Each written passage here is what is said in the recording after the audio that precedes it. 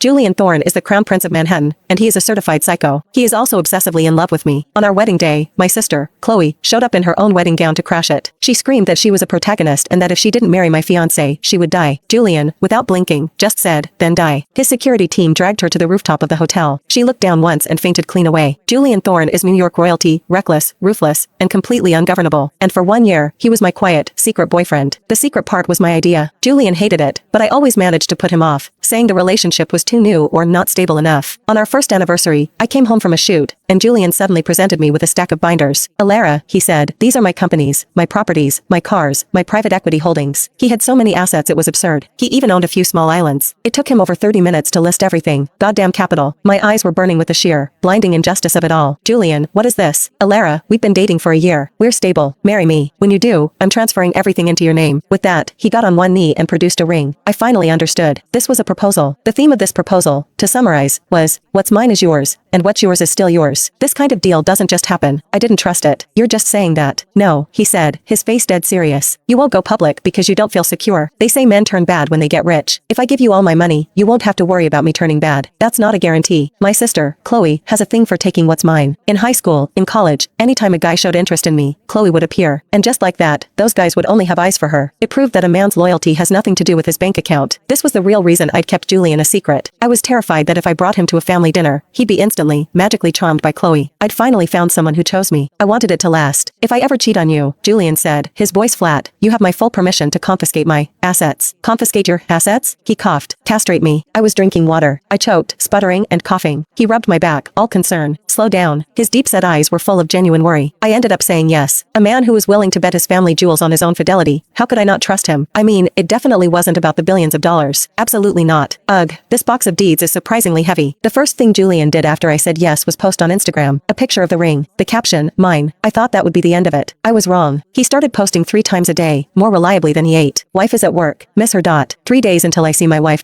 Woke up to this. Hashtag blessed. Hashtag no filter. The captions were so sappy I couldn't even read them. He's Julian Thorne. The comment section was just a sea of fawning OMG goals. I was embarrassed. He was defensive. I'm making up for a year of lost time. I texted back, whatever makes you happy.